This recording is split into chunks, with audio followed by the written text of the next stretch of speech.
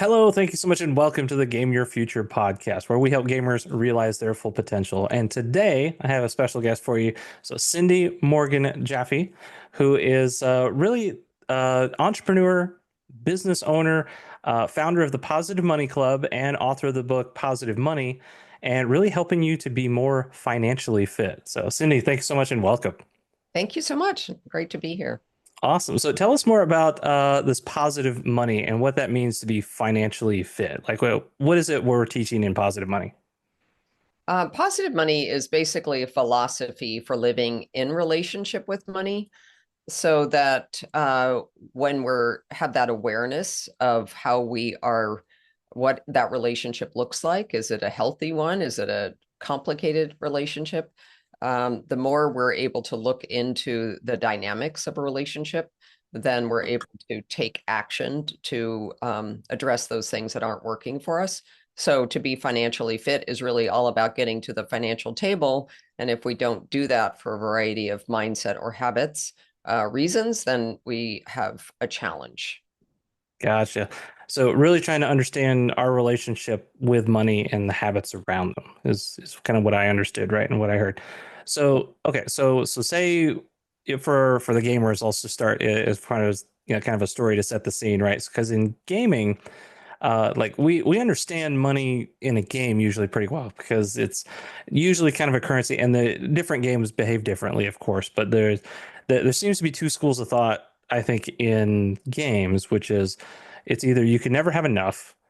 There's certain aspects of the game where it's like you have to farm money, as we call it in the game, where you have to do certain activities to earn money as quickly as fastly as possible because there's something in the game that costs a stupid amount of money that you have to earn if you want to, be the best character in the game. And then the second is really that money has no value, which is there's a lot of games where it's maybe too easy to get money, and then and or there's not enough to purchase in the game with the money, so you tend to ignore it to focus on more just kind of the other aspects of the game, whether it's like the combat or something. So I guess from your standpoint, do any of those two schools of thought make sense to you as far as how people should be thinking about money, or is there somewhere in the middle? I guess, what are your thoughts? Well, I think that what you're drawing attention to is it's all about context, right? I mean, in some countries, people don't talk about money, and not because it's I mean there it's forbidden or it's shunned upon to talk about money, but it also might be that just money is they're set in their ways or the context, all of that. It's not relevant to them as much as it might be. Like they're in a class or they're in a job that's just it either comes or goes, and they don't feel like they have a whole lot of choice. So I would say a lot of it is about context. And I think if we're talking here about what sorts of skills and what might those who are gamers, how can they use that some of that perspective in their work life? This is really relevant because if you don't have any control, let's say you're in a business and you have no control, or they don't talk about money, that can be really a big question. It can also disconnect you from the basic strategy of the company. So, or if you do have control over that, the question is what does that look like? Are you transparent with your staff? Are you looking at your money every day? Because of course it matters in a business, and especially, well, in any business, having a turned on or relevant relationship with money is really important. That's so important. So true. So for the business owner, I think having that, that close relationship to see where the money is going, I think is readily apparent. And what would you say for some of the people that are also some of the listeners that are just yeah, they're doing maybe the 9 to 5 job, right? They're young professionals that are just starting out that they don't necessarily, I'll say frankly, they don't necessarily care how the business is going. They care about their personal finances and say, well, I can earn a lot in the game, but how do I translate some of my knowledge to outside the game? Like, how should I be thinking about money in that context, like for a young professional? Well, I think your story at the very beginning of having these two sort of approaches or interactions with money Right. is a really a great place to start to say, does it matter to me, or how does it matter that how does my relationship with money matter in my personal life? And what am I learning in my gaming um, setting that could be transferable, right? Or vice versa, but you're in a game and you're playing by the game's rules. So we're just Right. talking about money games here. And so if you want to up your money game, whether it's you're in your personal life or you are in a professional setting, it's critical that you are looking at the dynamics, the rules at play, all of that, that you're fundamentally aware of and making choices around and tangling with, or, in some ways, it's critical to the bottom line of a game. And so, in my mind, it's all transferable. It's just you being willing to say, oh, I can transfer the same strategy, the same tactics, the same ways that I might look at conflict or I might look at challenges, I can translate into my financial life. Gotcha. And so another one to think about, I just thought maybe a third way or a third approach that I think a lot of games can take is that what we talked about, the kind of the two schools where money's kind of not the object of the game, where it's like it's just inherently built in as like, hey, you need currency to do something.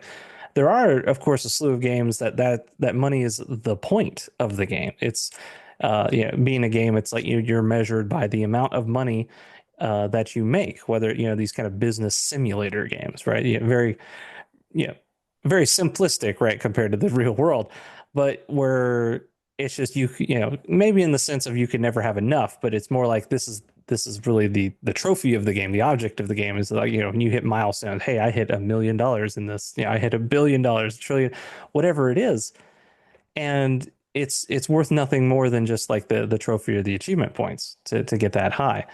So and I think what you're saying too is having this different mindset or this different approach depends on yourself and how you feel about it. Because I guess what you're saying is it's not kind of a one size fits all, right? Because whereas the game, it's like it's very structured. It's like this is how you should think about money because that's the point of the game. But I think what you're saying is that you really have to kind of dig deeper into yourself to see like what do you actually want? Exactly. That's a really good way to put it, which is that not all of us are money is not the top motivator for us.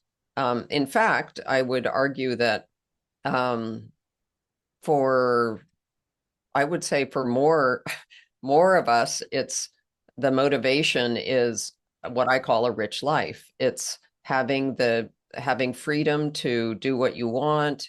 It's at being able to have that independence, its connection to other people. And that is, from my understanding of the gaming world, that's where the rich life lives, right? It's this interactions. I mean, sure, you're playing a game on your own, but there's also incredible. Um, I mean, my our son is a chess player, and he probably plays chess, I would say, on average 2 to 4 hours a day, Mhm. and he's in big communities and he's doing all that, and this is his hobby. Now he goes off to his job during the day, um, and I'm not entirely sure how much he thinks about the relationship between what's going on in his chess game and what's going on in his professional game. Of course, as a mother, I'm constantly trying to get him to see those connections, but Yep. it is of to your benefit for any listener here, no matter your age, to be super, super clear about what your goals are. And just making money is probably, sure, you want to make it, but there's usually something behind that, which is I want to be financially secure. I want to move out of my parents' house. I want to, whatever those things are. But it's look at how you're spending your time and in your gaming world to really see how are you making those choices and what's the strategy that you're going to use to get there. Gotcha. So understanding that kind of motivation behind it, I think is what we're saying, and that is so key, and that's what I've definitely seen and heard myself. And to those listening, I definitely echo that point: is to understand why you want the money, because I think life is not like the games where the money is the point of the game, is the achievement, is seldom, if to never, how it is in the real world, in my view.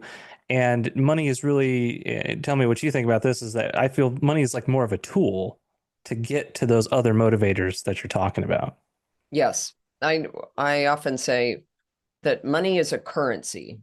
It comes and goes. For it to be useful, it has to come and go. Mm, It has to be moving around.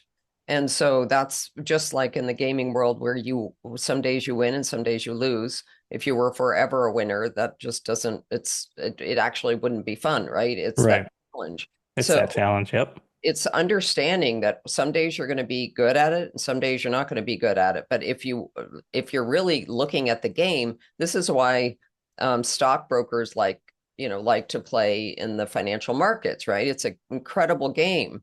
And and the more you understand, the more you play, the more that you gain from that. Not so much a financial gain necessarily, but an understanding and awareness of how the dynamics work, what's going on. And so sometimes you're so in it, you have absolutely no idea that this is these tracks are laying down basically on your brain. And so the more that you can stop and pause and think, wow, what am I really learning here?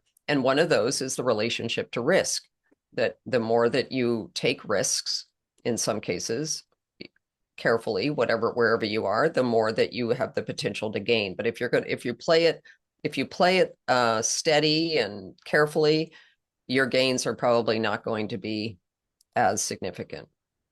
Gotcha. So I it brought up a great point there. So I think part of it too is just this idea, right? That again, the motivations to say, like, I think gamers using that as a currency, and the money has to move, right? If it's just sitting in your bank account, kind of like in a game, if it's just sitting, in your inventory, in your currency tab of your inventory, it doesn't do anything, right? It's just there. And Right. it doesn't seem to have real value until you actually use it. So that's such a great point, that, just having it idle by isn't useful, and in a game isn't fun, right? It's just, you gather all this money that does nothing. So, and I think that's where the gamers can see that. So I think that's the parallel, for those that, if you play, because I'll say in like a game like I play, like Final Fantasy 14 is the big one of these big MMOs. I have millions of the in-game currency called gil, right? It's like almost like gold, and it just sits there until there's something that comes along that says, "Ooh, here's like a little, like a little creature, or like a little mount, a little pet, a little whatever," and it's like, "Oh, that's gonna cost like 1 million." It's like, well, I got all this money. This is what it's here for. Right. It's such a great example because for some of us who are afraid, so this gets back to how we were raised. And this is an invitation for those who are listening to really think back on what are some of the early messages that you learned about money in your family or in your culture. And for example, I was brought up with a very thrifty mother who grew up in the Depression era. And so everything was we were careful about every expense, so any action was really often looked at very carefully and not easily let go of. Money was not something we just threw around. Now we have had a very rich life growing up, but it was, money was always one of those topics that was kind of forbidden. You didn't talk about money very much. So I would just really encourage the listeners to think about how their money game is being informed by their experience, not just in the game. Actually, it's much more by the outside world. So if you're afraid of taking risks, there's a reason for that. That's neither good nor bad. It's just an awareness. Gotcha.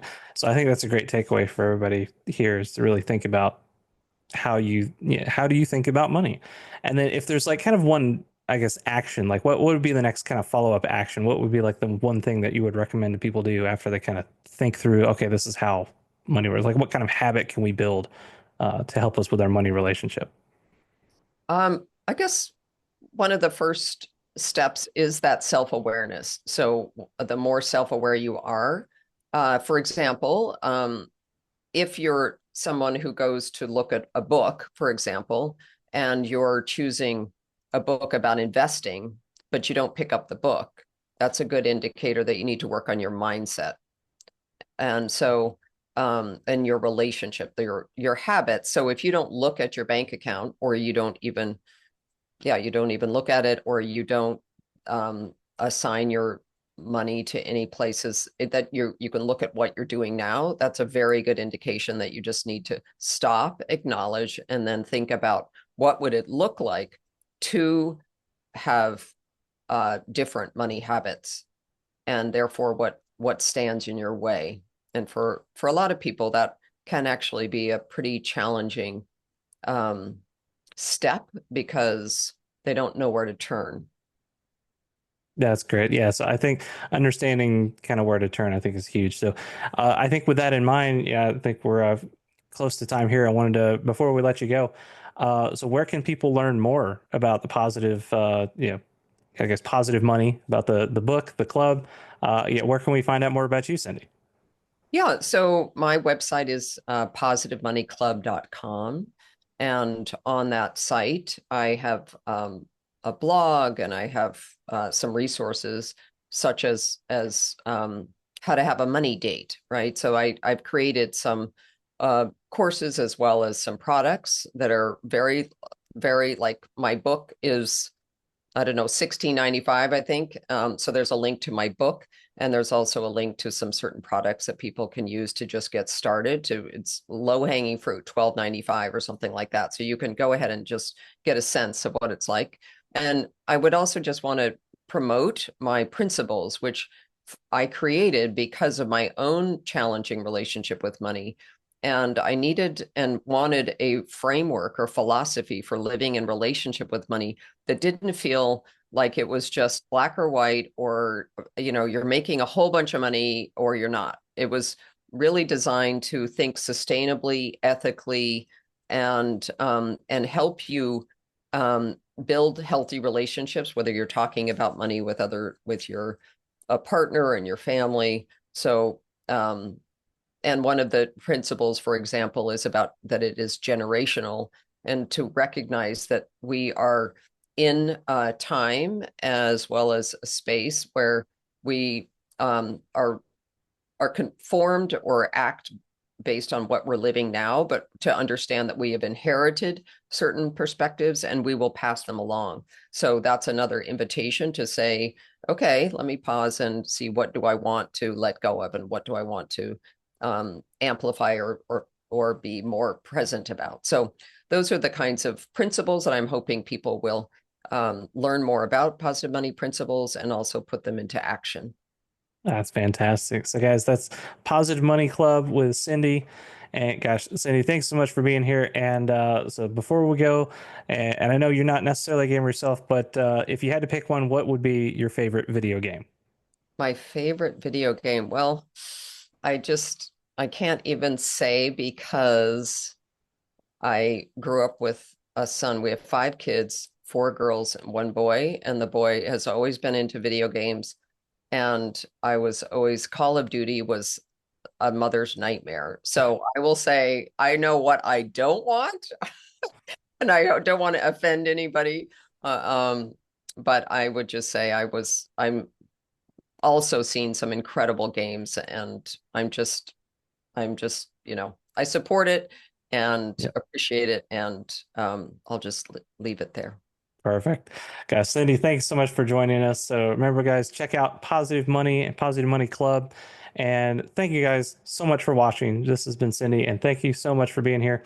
And everybody, thank you so much. Stay awesome, and we'll see you in the next one.